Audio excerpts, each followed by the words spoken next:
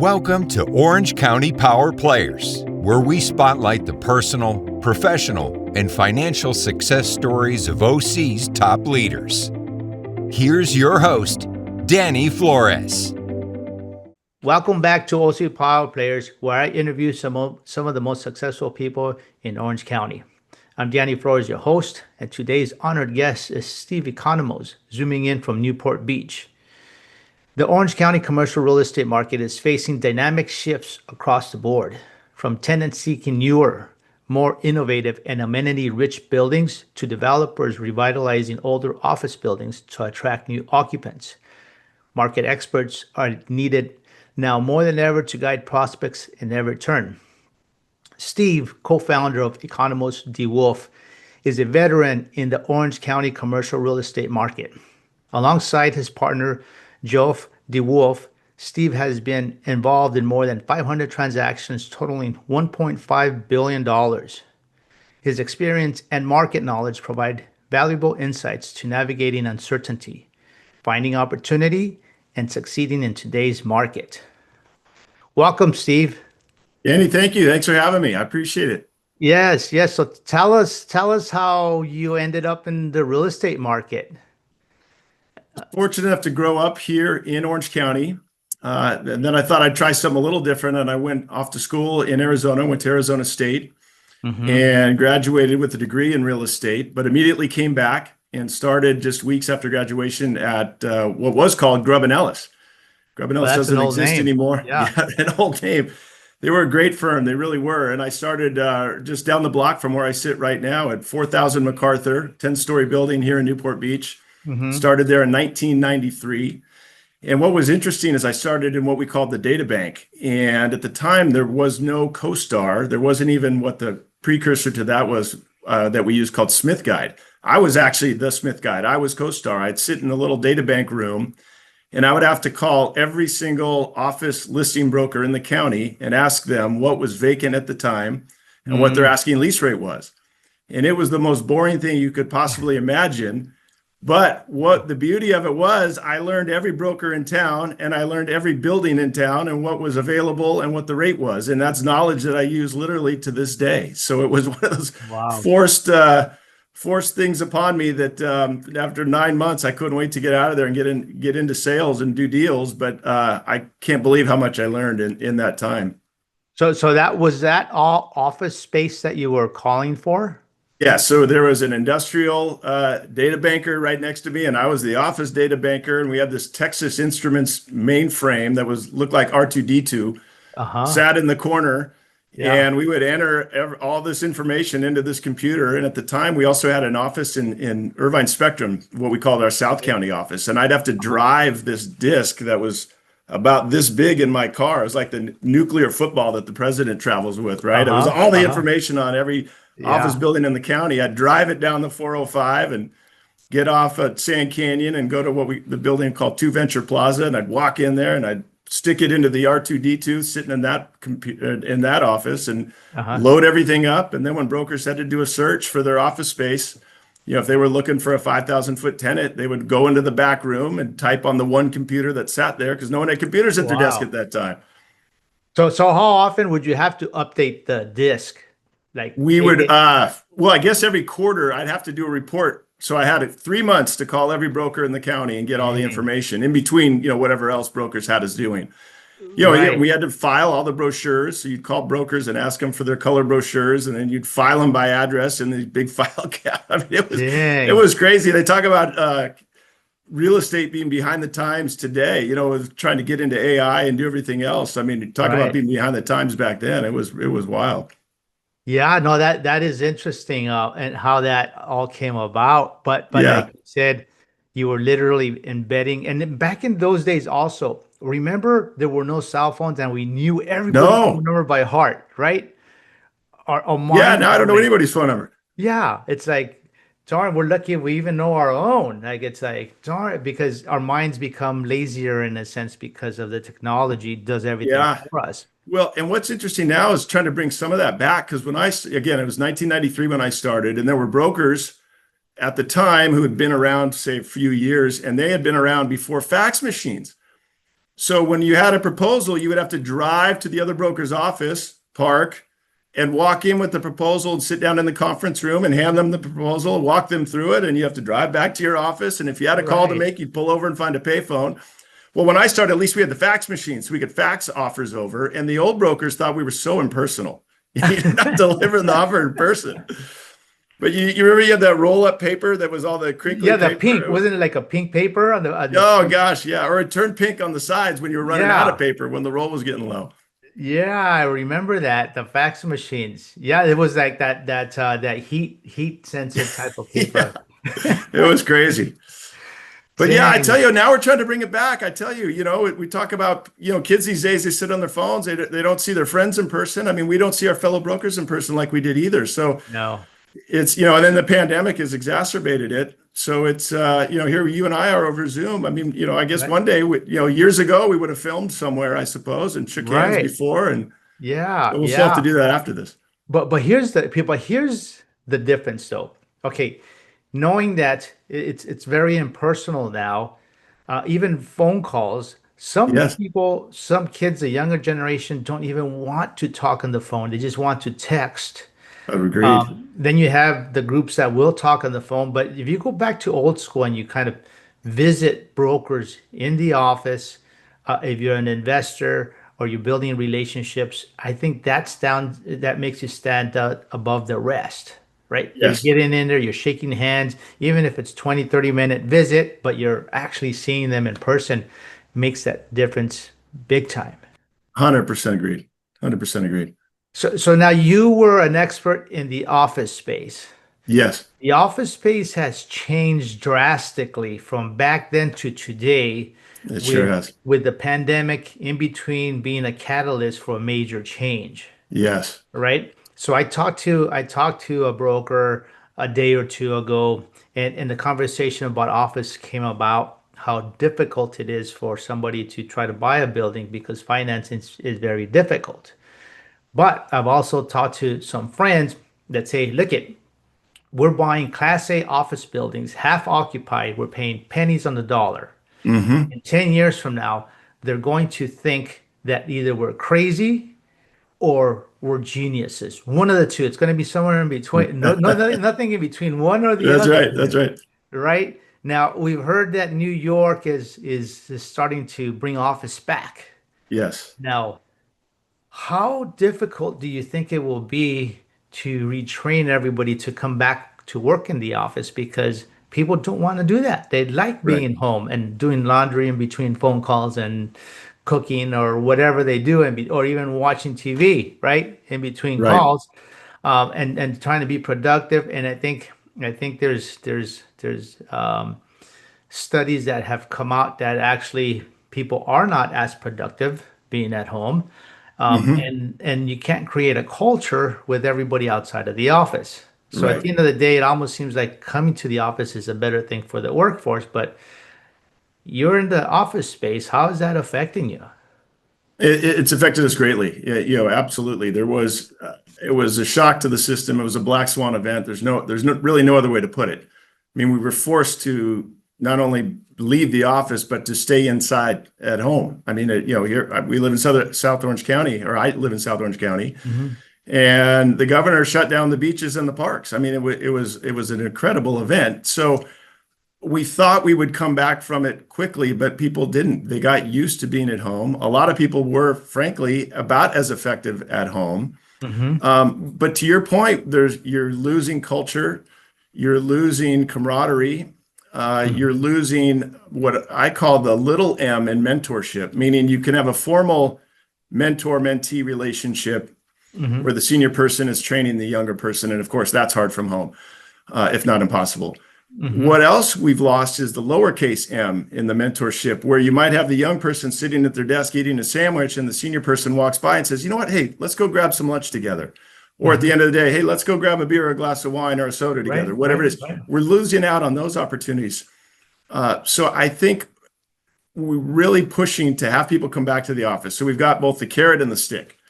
So we're seeing a lot of the big banks, big companies really push for the 5-day a week, maybe settling at 4, but 3's pretty much unacceptable, it seems like, to most.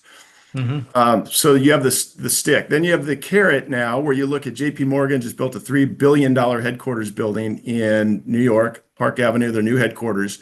Amenity rich. But the third word I would use in this push to get people back to the office, and for a lot of people it's hard to fix, is commute.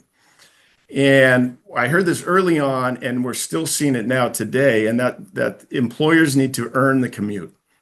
Because why would somebody drive 45 minutes to an office if there's nobody else at the office to be collaborative with, or to have camaraderie with, or to build culture with? So, and if people are saying this drive's too long and they're not going, or even if they want to go, but it's just too long, they feel like they're being unproductive by spending 2 hours a day in the car, that's been difficult. So fortunately for us in Orange County, we were at a little different situation here where most of our market is what I would call suburban. I mean, our tallest building is 21 stories here in the county. So building that tall does need a parking structure, which does take a little bit of time to pull into and wind around and, take elevator stairs back down and walk across the concourse and then up to your office space. But a lot of our buildings are what we call garden style, or even mid-rise, that have a surface parking lot. They're relatively easy to get to. Fortunately, we had the foresight to spend money on, and we're still paying to this day, of course, to use them, but the 73 and the 241 toll roads that greatly made the El Toro Y, as we used to call it in the day, which was impossible to get through, that manageable. So people can relatively easily get to work and get to office, where in a lot of these big cities that get all the press, it's not that easy. You're probably driving to a subway station, you're riding on a subway, which you might not feel safe on. You come out on the other end, and then you're walking through a central business district that might not have been taken care of the way we'd all like them to be, where you don't necessarily feel safe. It's not a pleasant walk, and then you've got to walk to this long walk to the building, elevator ride up, and then you walk up to fluorescent lights and cubicles, and no one else there. So again, fortunately in Orange County, we weren't to that extreme. So when everybody read about the death of the office market, we never really were quite as bad as those big markets that everybody read about. Now is your reach, I would imagine, is beyond Orange County, or do you specialize in Orange County office? We definitely specialize in Orange County office, but we do a lot of work in the Inland Empire. We do a lot of work in what I call R&D flex buildings. And the medical space as well. We do a lot of medical building sales, because they're all pretty synergistic. Because a lot of office buildings we might call a professional building. Where there might be an optometrist in there might be a physical therapist in there, but then the balance is office space. Or you might buy or rent a small office building or a medium-sized office building that has a small warehouse in it. So is that really an industrial building, or what we call R&D or flex? So that type of product is really what we specialize in throughout Orange County and the Inland Empire. So now is the medical space or medical buildings a lot more stable than the office buildings, because as a medical practitioner, you have to have somewhere for your patients to come see you, correct? That's exactly right. Yeah, they've tried to do online medicine or telemedicine, or you can go on a WebMD and self-diagnose, but at the end of the day, you're getting your teeth cleaned somewhere, you're doing physical therapy most likely somewhere. Obviously, you're getting a surgery done somewhere. So yeah, the medical space. And then before the pandemic, it was also a little more stable as well, where the doctors, once they've established a practice in a certain building, let's call it a certain little sub-market or micro market or neighborhood for that matter, usually they will stay there because their patients are there, the patients know them. So they tend to not move as often as an office tenant. You said you're in Irvine, I'm in Newport Beach. I could easily be in Irvine. You could probably be in Newport Beach. It wouldn't really matter. Just up and down Jamboree or MacArthur, Von Carmen, right, is where our office. It's not that big a deal which building we're in per se, but the doctor, once they have their established practice, tend not to leave as often. So yeah, those buildings are a little more stable as an investment. So do they get sold as often, or is there a lot of buyers for the type of buildings because of the stability of the tenant base? Yeah, there are absolutely some investors that specialize solely in medical properties. Now, how has interest rates affected the market? Because that's been... maybe, yeah, I was gonna say maybe more so than the pandemic. The pandemic was largely March of 2020. I would say by, late 2021, a lot of people were still working from home. A lot of people were a lot of office tenants still had yet to downsize. They hadn't had an expiration date yet during the pandemic to say, hey, I'm in 5,000 feet, but we're pretty efficient and maybe 3,500. So that hadn't happened yet. So obviously there was still a lot of carnage ahead of us. But we could kind of see how people wanted to get back to work. Those who didn't want to go back to work weren't gonna. So anyway, it felt like we could see some light at the end of, albeit a long tunnel, but you could see the light. And then the interest rate increase throughout 2022 was really the brutal whack that hit us, because then you couldn't get out of the problem if you wanted to, because before people could get a low rate. Because again, some people thought it was going to be more temporary than it was. So you did have some speculators say 2021 say, okay, I'm buying things at a discount. Maybe it wasn't as big a discount as they should have gotten. Right. But they would have been active in 2022, 2023. But when rates went up, almost doubled, if not even more in some cases. I mean, we went from what, 0 to whatever it went to. I mean, now it looks like 10-year Treasury's down to just under 4, but it's still not what it was. So it was just a 1-2 punch for sure. Pandemic, interest rate rise. Yeah. And like you said, nobody was ready for that. When those rates screamed all the way up, like super fast, it's like there was no stopping them, like a rocket. And so now, coming forward, right? We're in 2025, rates have come down. We seem to be entering an interest rate reducing environment, which is good. But in the meantime, what does the carnage look like in the office space? REOs, like what does that look like? Are there banks that are holding the assets that are trying to sell them at a discount? Are there, owners that are trying to sell them at a discount just to get out of them? Or what does that look like on your end? Well, in some ways you'd like to see even more of that, because as a broker, you want transactions. Right. But at the same time, you don't want people to go through pain. So it's kind of one of those two-edged swords in terms of what you're hoping for. But I'm actually very bullish on the office market now. Finally, here we are, late 2025. We're 5+ years since the beginning of the pandemic. Most of the leases in Orange County, office leases in Orange County, are 3 or 5 year terms. So most of our office tenants have had an expiration date post pandemic. So again, if you're a 5,000 foot tenant before the pandemic, maybe you realize you can get away in 4,000 or 3,500 feet. You've probably already done that. So I would like to think that the downsizing has stopped. Now, maybe there still are some. And yet at the same time, we've got a lot of these big Fortune 500 companies that are in the press mandating people coming back to work. Starbucks, JP Morgan, Google, Amazon, everybody's saying we want 5 days a week. I think that gives cover for some of our local companies to then demand the same of their employees. Right. So again, I think that's a positive. Now we're going to start seeing people get back to work, and maybe these tenants will start growing again. The third reason for my optimism is that I've been working on a report for a little over 2 years now, tracking the decline of office space here in Orange County, whether it be due to conversion to residential, conversion to industrial, conversion to medical, or sales to long-term, what I call long-term corporate owner users. Say if Chapman University buys a building or UCI buys a building, that's probably going to be in their hands and under their occupancy, almost in perpetuity. Right. So kind of out of the availability. I'm now up to, and then also I'm tracking buildings that the Irvine company were planned to build, but then have rezoned to residential. So those buildings weren't necessarily built, but they probably could have come online, because obviously Irvine company can largely do what they want as market predicts.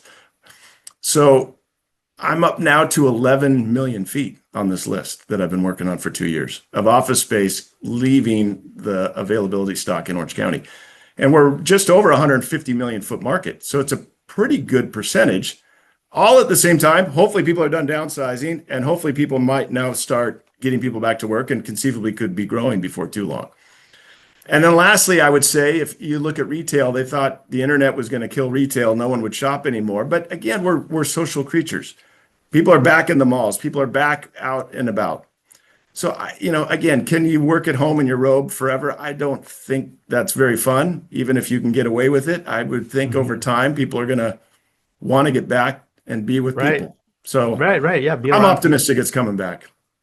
Okay, so that's definitely a good sign in a sense. If the office space has shrunk to where it's going to shrink to, right? Like you said, Hmm. the stability in the leasing, where everybody says, okay, and it almost looks like that would signal for the bottom. Now you have interest rates coming down. Yep. Yep. That should loosen up for somebody to get in there and potentially trade their buildings, whatever they do, the investors. Then now you have buildings back on the market and business as usual or heading that way, right? Now, how about lenders? Lenders, what's the appetite for lenders to be able to facilitate Right. buildings trading?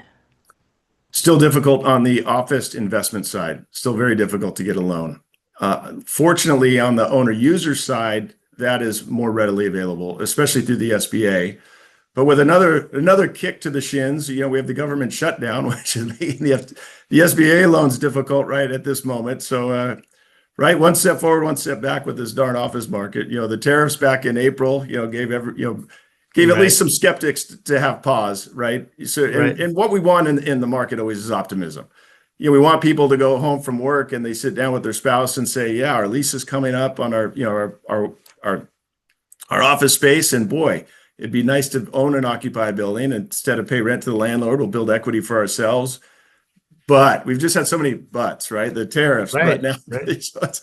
Yeah, Anyway, yeah, we'll get the government back open hopefully before too long, and SBA will be rolling. But on the owner user side, the SBA loans have been great, and that's really facilitated a lot of owner user sales because a lot of people still are thinking, "Why would I pay rent?" Right? Even if rents are down a little bit, if you're planning on being in business 10, 20 more years, it makes a lot of sense. I mean, some of the programs we're looking at aren't necessarily SBA programs, but they're fully amortizing loans with a 15-year term. So if you figure why sign 3 5-year leases right. when I buy the building with 10, 15, 20% down as an owner user, not you wouldn't get Hmm. that leverage Right, as an investor. But at right. the end of 15 years, you own the building free and clear. Do the banks go up that high on LTV, 85%? There's an SBA lookalike program that we recommend to clients as well. That's a 15% down program. So yeah, 80%, 85% loan. But as an owner Oh, user, again, not as an right, investor. Yeah, you need to occupy 50% of the building or more. right, right. So there are some stipulations to it, but yeah, it's a great program. How about for investors? What do the programs look like for investors? Yeah, they're tough. They're really tough right now. But If we're you can seeing, get them, right? If you if you can can get get them. them. That's No, I mean a interesting. lot. We had a deal where we had a deal in Diamond Bar listed for sale during so this would have been, what are we now, 2025? This would have been 2023. We were out in the market, 10.4 million. We made a deal with an investor at 10 million. The building was 98% leased. It had been 98% leased through those three years of the pandemic. They were all small businesses. All people lived in the Diamond Bar area, which is a tight little market. Right, And our investor was in an exchange.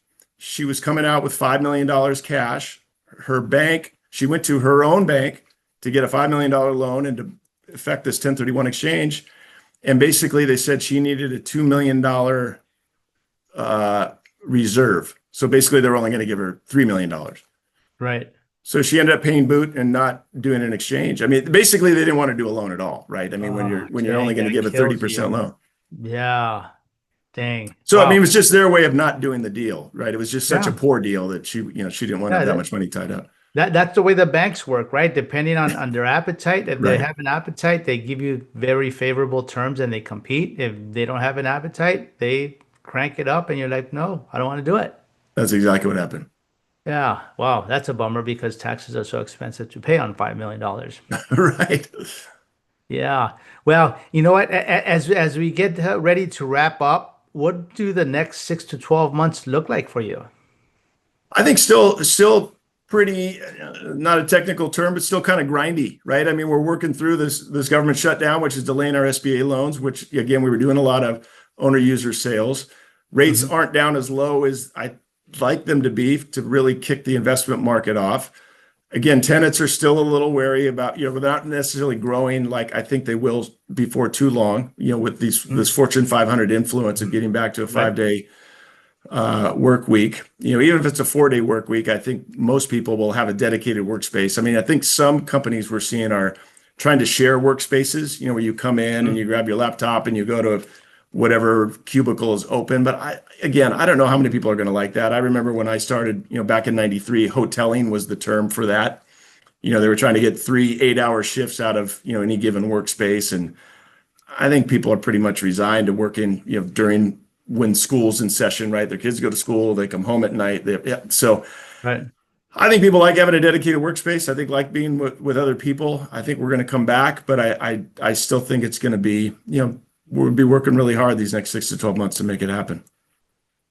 Very good. Very good. Well, thanks so much for sharing your insight in the office space here in Orange County. And if somebody's listening and they'd like to get a hold of you, how can they get a hold of you? Absolutely. They can email me anytime at steve@economosdewolf.com or go to our website, economosdewolf.com, and always happy to help and collaborate and answer any questions. Very good, Steve. Well, thanks so much for coming on the show. Danny, my pleasure. Thank you so much. Thank you for all you're doing. Absolutely. Thank you. And to our audience, please go to ocpowerplayers.com and follow us on your favorite channel. Thank you, Steve. Thanks, Danny. We'll see you. Thanks for listening to Orange County Power Players. Want to share your success story? Apply to be a guest at ocpowerplayers.com/guest.